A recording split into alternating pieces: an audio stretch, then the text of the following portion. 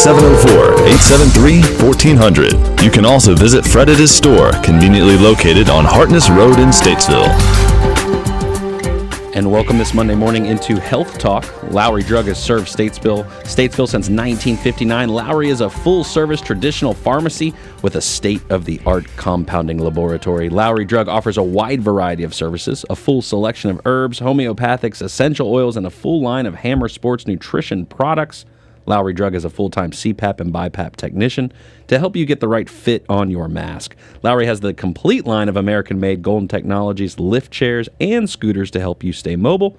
And Lowry Drug is your choice for the best selection of medical equipment. When you need it now, Lowry can help, and you always get front door parking and free citywide delivery.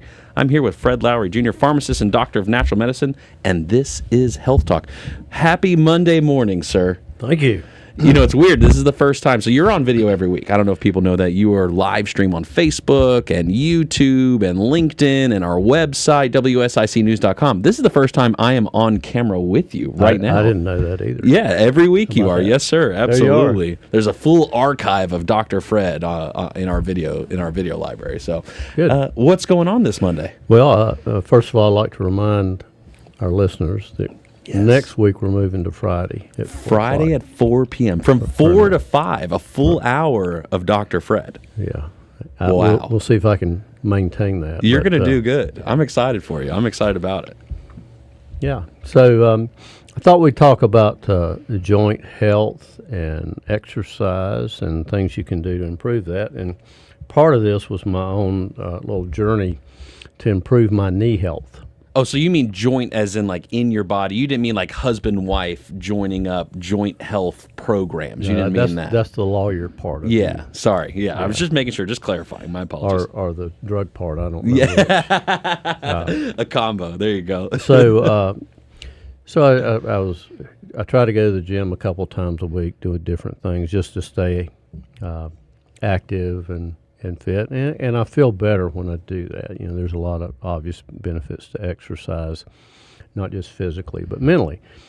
So this guy tells me about these exercises for the knees, and apparently there's this knees over toes guy, and he's got these exercises. So I looked into it, and the first one you do is walking backwards for 10 minutes a day. 10 minutes a day? Mm-hmm. Okay. Well, and obviously I don't do it every day, but I tried it. And so what happens is, you know, when you go back, the ball of your foot hits first. Mm-hmm. And the first time I did it, it was kind of awkward. You know, it just wasn't natural. The more I did it, the easier it got. But I also noticed I was using different muscles.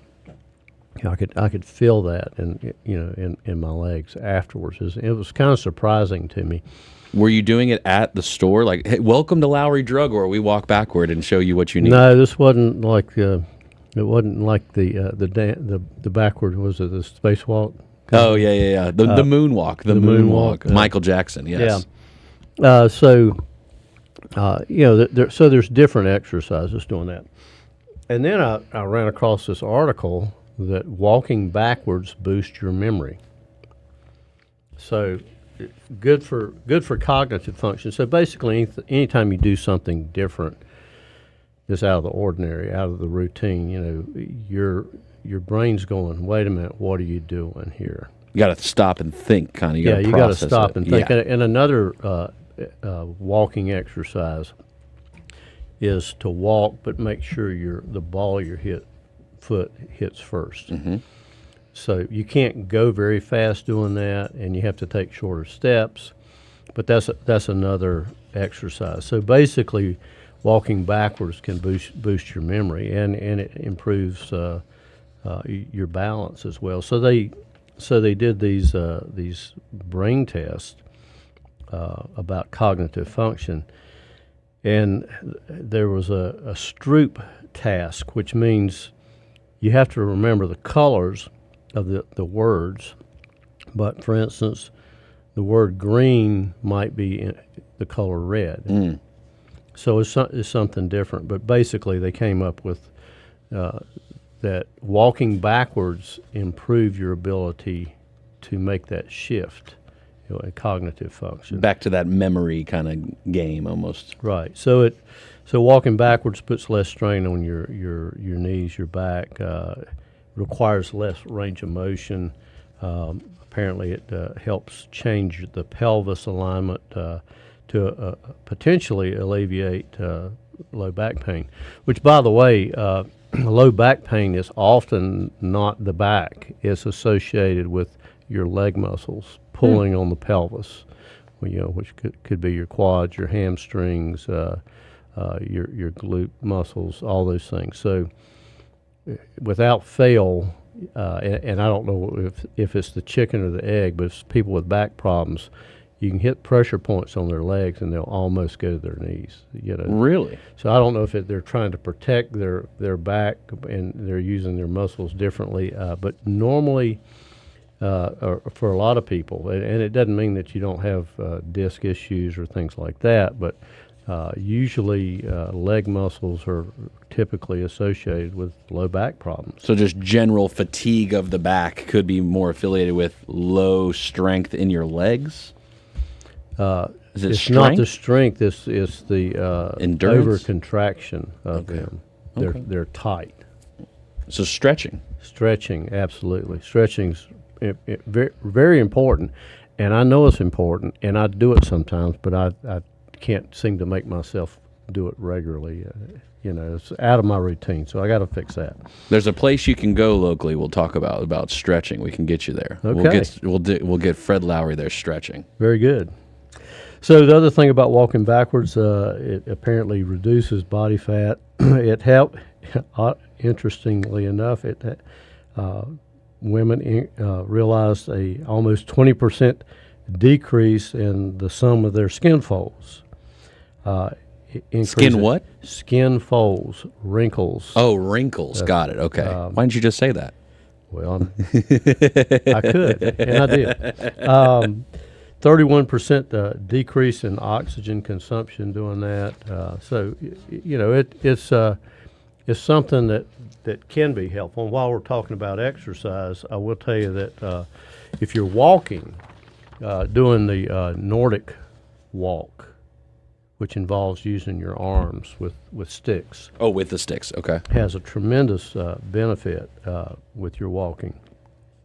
With typical walking, running, you're using about 40% of your muscles. When you're doing the Nordic walk, you're using almost 90%. So you're getting the upper and lower. Is the stick the benefit, or is it the fact that the stick forces you to do a motion? It may be both. Yeah. But it does. So some people, there is if you're just moving your arms, that's one thing. But I think the sticks make the pull tight thing. So you're reaching, you've got a little bit of weight on there. So I think the sticks do make a difference. Because you see power walkers, with where they're doing their arms really heavy, but they don't have the sticks. And I think that's beneficial. Absolutely. Yeah. So the Nordic walk leads to more positive effects on body composition, cardiovascular health, all kinds of things. So that's a plus there. My wife is really big, so we have technology watches, right? We have these smart watches, and it's got the fitness tracker on there. She's really big. Her goal for the month of June was to close her rings every day. Have you heard of closing your rings? I have not. So there's 3 things that by default, particularly the Apple Watch, what it tracks for you from a fitness perspective each day. There's movement, there's standing, and exercise. And you can adjust what you want. So the movement is related to caloric, calorie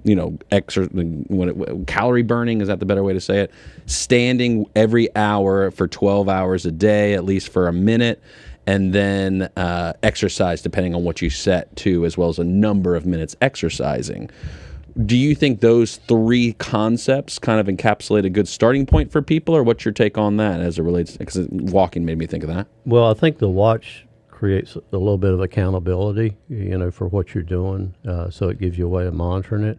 I've never really been overly positive about this kind of monitoring devices because I think they do use kind of laser monitoring technology, and I think we've got enough kind of electromagnetic Light fields beams hitting us all day that long. we're dealing with. Yeah. So, but overall, I think it could be a positive thing. The benefits may outweigh the risk just from the aspect of the accountability thing. If you're going to do something like that. Do you stand a lot during the day when you're at the pharmacy?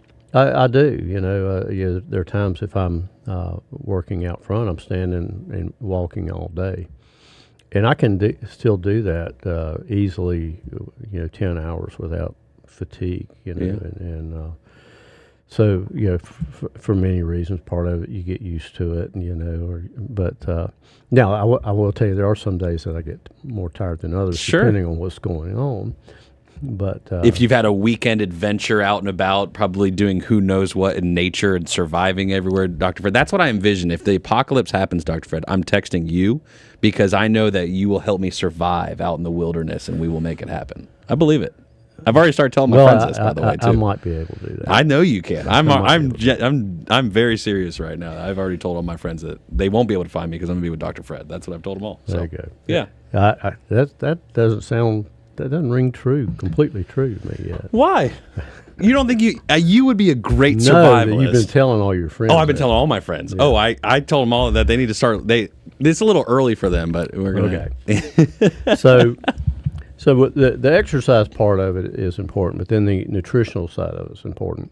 And the first thing is, of course, hydration, because the joint capsules, the bursa, requires fluid. And if you don't have enough fluid there, you're going to have friction and inflammation. And then you end up taking ibuprofen when you should have been drinking water. The other thing that happens with joints is collectively, if your body can't deal with a toxin, it will store that toxin in connective tissue. Now, that might be skin connective tissue, and it could be joints. So that's why you might end up with more pain with that. So one of the really great supplements to take is collagen or gelatin. So gelatin is basically cooked collagen. Like literally, like the food, like when we use gelatin, that is cooked collagen. Yeah, so we used to, when Jell-O first came out, it was considered nutritious, because you were getting the gelatin, the collagen for connective tissue. Of course, it's morphed into other things, where we've added a lot of sugar and dyes to it. And so that's not so good. And I can tell you that some of the ready-to-eat gelatin or Jell-O does not have gelatin in it at all. So we sell collagen as a supplement. We're just before getting gelatin. And gelatin is basically a little easier to digest because it's been cooked.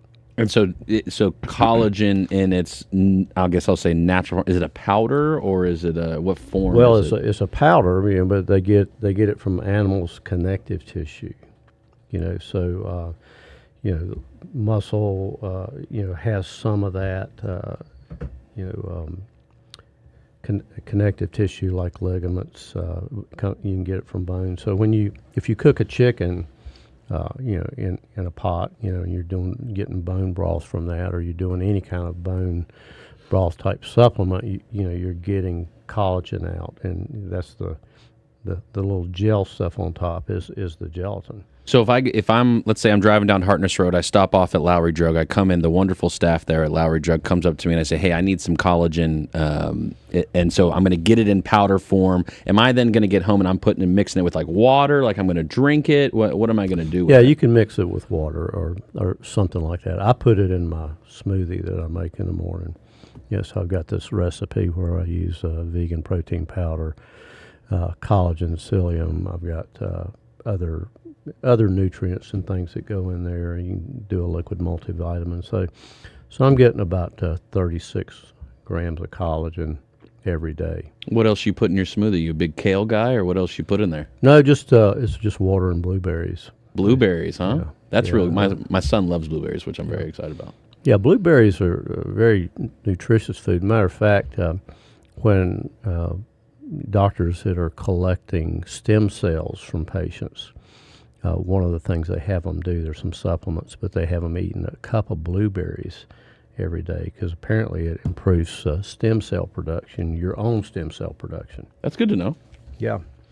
So, this connective tissue, tendons, ligaments, cartilage, you're making that's where your collagen comes from.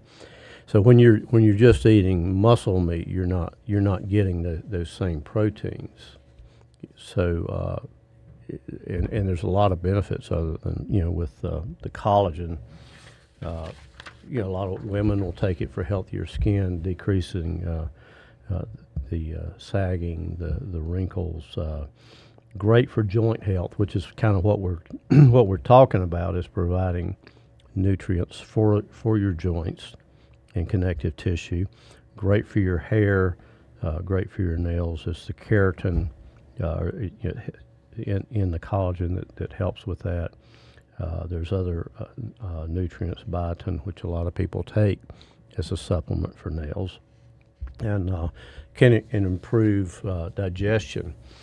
Interestingly enough, the protein profile of these things, one of the larger quantities of amino acids is glycine, so you can get deeper sleep with that.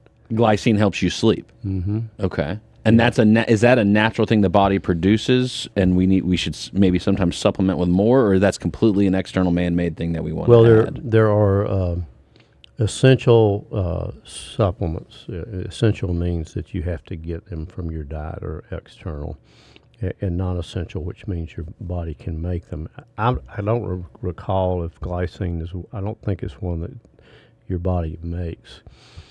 But the other thing is, we think about tryptophan for sleep, and tryptophan is not quite as good, overall from a health standpoint as the glycine. So with collagen, you get improve joint health. It can help with osteoarthritis. We talked about gut and digestion. Interestingly enough, it can help blood pressure and reduce cardiovascular damage because a lot of there's connective tissue there. Improves glucose tolerance as well. So there's a lot of benefits, and the protein profiles of the connective tissue collagen quite a bit different than beef in terms of nutrient. So the collagen is really good for degenerative type diseases. So collagen, if people, because I'll be honest with you, I don't know if I've heard of, okay, let me add collagen to my smoothie for the day. Is this something that's been around a while, or is this something new? Where is it? No, it's been around a while. But one of the things that I'll try to do with my food or anything is maximize the nutritional value of what I'm consuming. For instance, bread has very little nutritional value, and whatever's there is usually added back. It's called enriched flour. So we take away all the nutrients, and then we add back vitamins so we can say it has some value.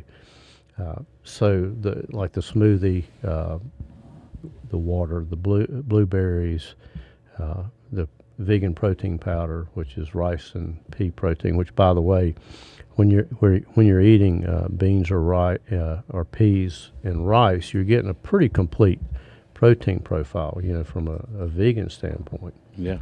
That's, we don't think about a lot of times they're served together, but the proteins that the beans don't have, the rice has that. So for peas, do you mean chickpeas? Is that the one I should go for, or is there a different kind of peas that I should? I don't know which ones are in that particular that source, but I believe are chickpeas like soybeans.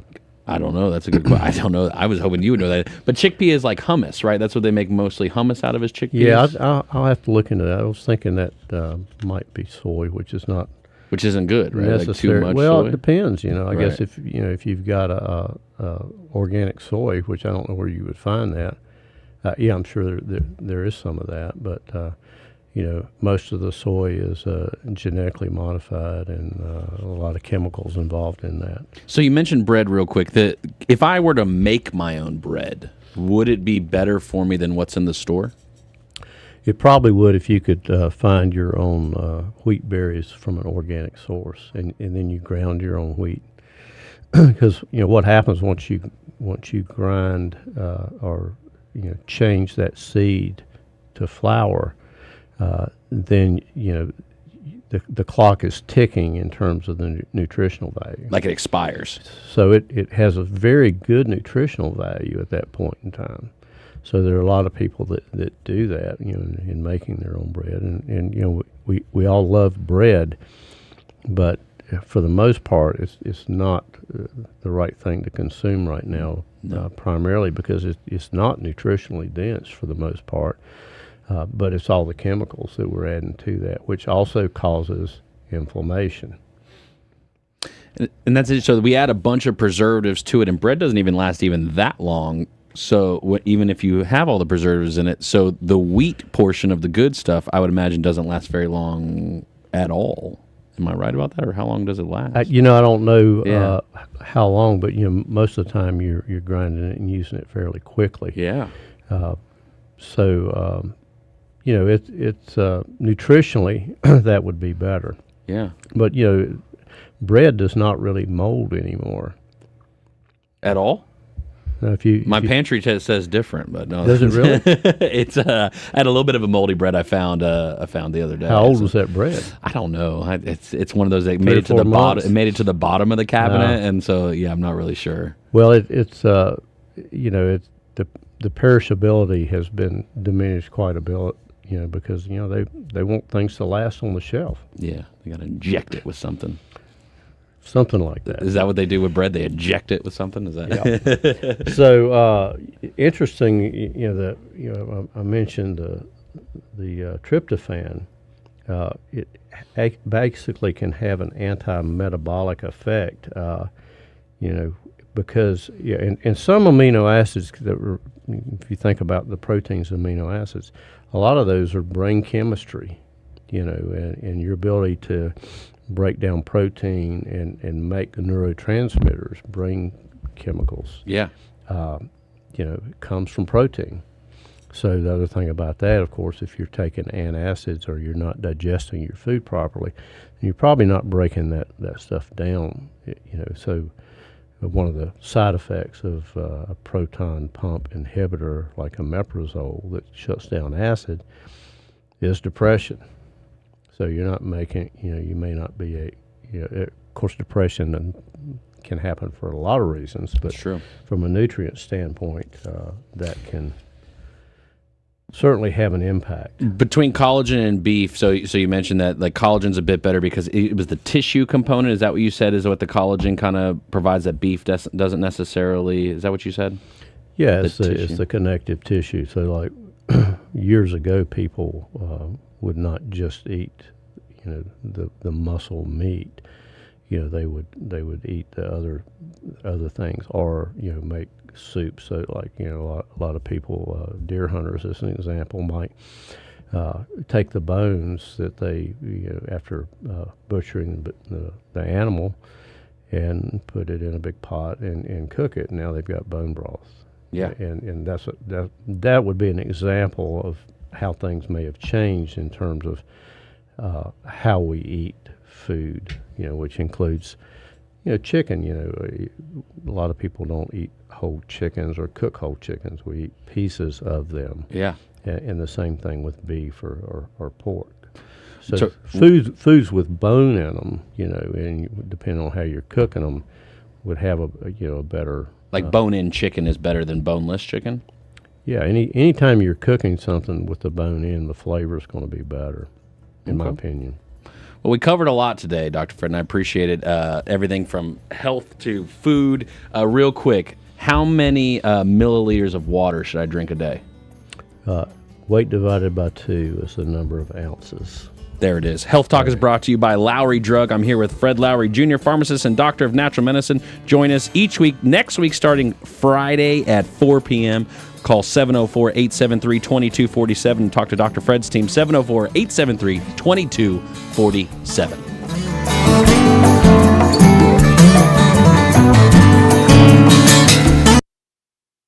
Local news and weather now on NewsTalk WSIC.